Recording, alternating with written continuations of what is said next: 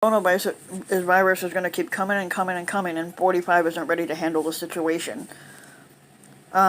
We all knew the moment would come. It would have been, it could have been all over Iran or North Korea, a hurricane or an earthquake, but it may be the new coronavirus out of China that tests whether 45 can govern in a crisis like this, and there's an ample reason to be uneasily skeptical. The U.S. government has the tools, talent, and team to help fight the coronavirus abroad and minimize its impact at home. But the combination of 45's paranoia toward experiments to experienced government officials who lack any loyalty to him, inattention to detail, opinionated rejection of science and evidence, and isolationist instincts may prove toxic when it comes to managing a global health security challenge like this.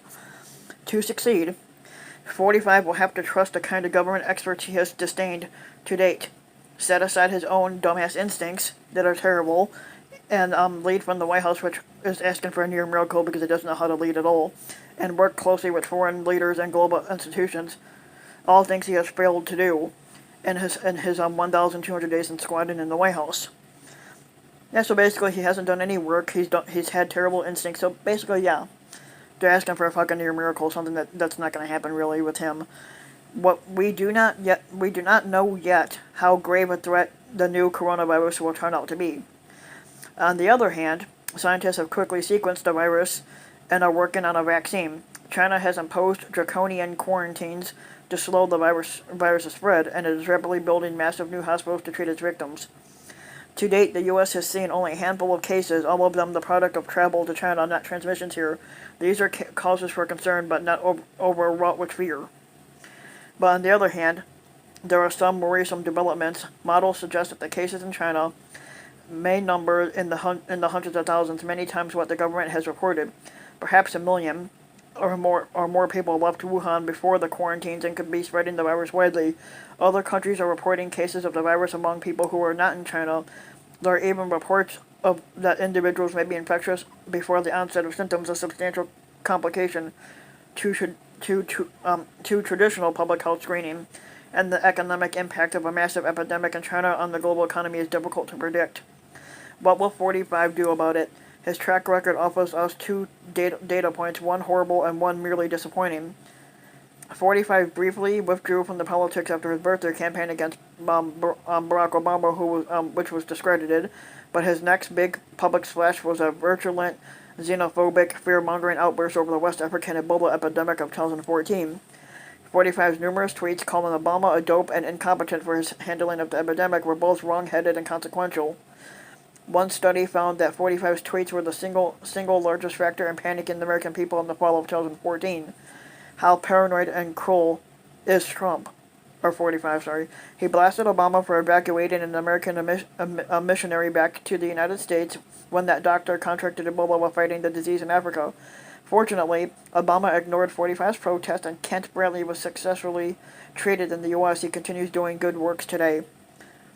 Obama's strategy for combating Ebola in West Africa, interventionist, aggressive, science-based, made a huge contribution to a global response that saved hundreds of thousands of lives and protected the U.S. from an outbreak. Tom Friedman wrote that it was perhaps Obama's most significant foreign policy achievement, for which he got little credit precisely because it worked, showing that without America as quarterback, important things that save lives often don't happen. As squatter, 45's own handling of the second worst Ebola outbreak in history, which is ongoing in Congo, has been more mixed. Regrettably, after 4 U.S. soldiers were killed in Niger in 2017, 45 imposed an isolationist edict that no U.S. personnel are allowed to be in harm's way in fighting the disease. Top American experts who were in and near the disease hot zone in Congo have been withdrawn. Moreover, while the U.S. had sent aid, it has provided only a fraction of the assistance offered in past global health emergencies, a step back from the leadership demonstrated by prior Democratic and Republican administrations. Within these constraints, however, 45 has allowed the experts at the U.S. Agency for International Development and the Centers for Disease Control to provide assistance. Most surprisingly, 45 even allowed the medical evacuation of a possible Ebola case to the U.S. for treatment.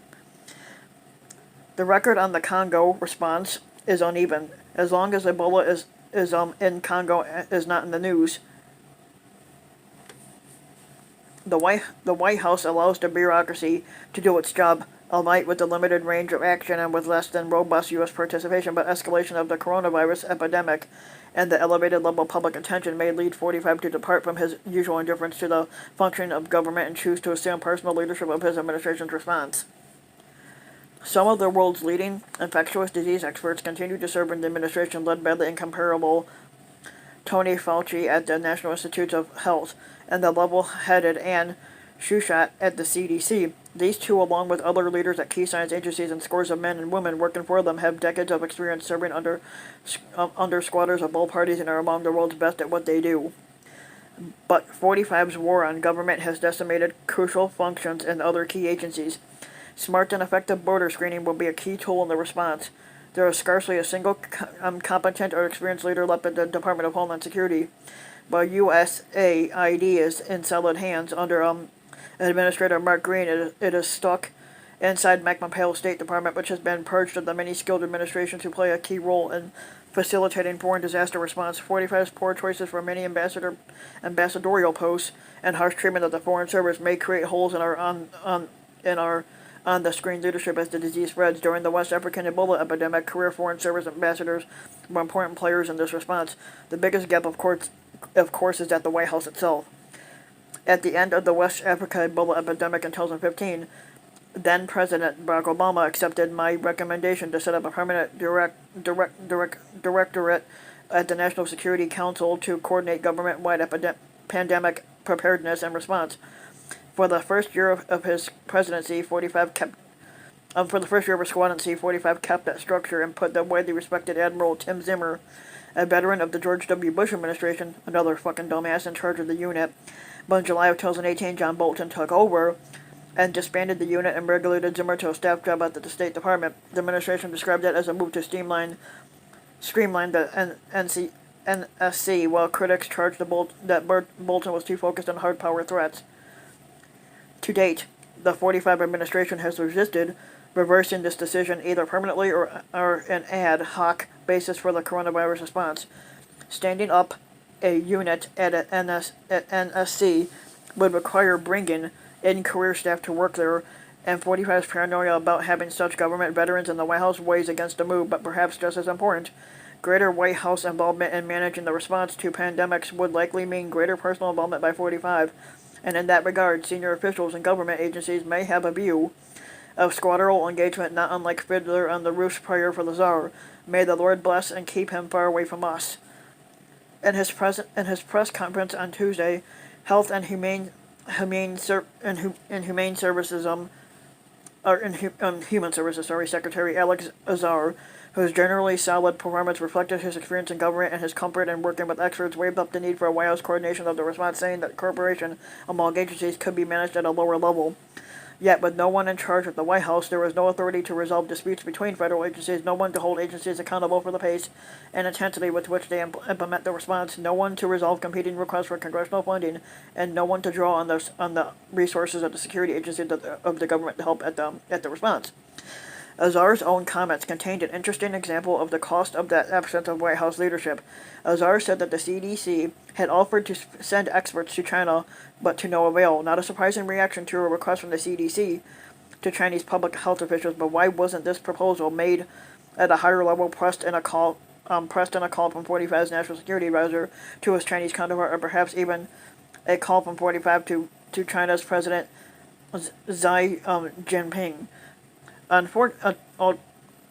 Ultimately, the question may never be called on the coronavirus, which could be less of a threat than early indications suggest, but if so, that will be the virus's choice, but not 45's. If the crisis escalates, there will be no keeping it from the Oval Office on 45's direct intervention, for better or worse.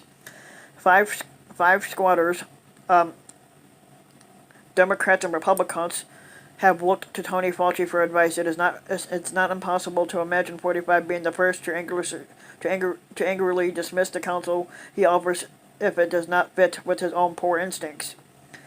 A squatter who calls generals babies and cowards, which basically he's describing himself, will have to sit face to face with experienced global health security professionals and fucking listen for the first fucking time. Who would have to put his isolationist biases and anti-science mindset aside, and let expertise, not his personal dumbass inclinations or the political whims of his base, guide U.S. policy. Who would have to trust bureaucrats diplomats, career staff, and agency appointees who are not on his team maggot. He will have to govern, as Democratic and Republican squatters have before him, but unlike how he has conducted himself at any point in his squattancy to date, many lives, mostly abroad, but perhaps here as well, could depend on it.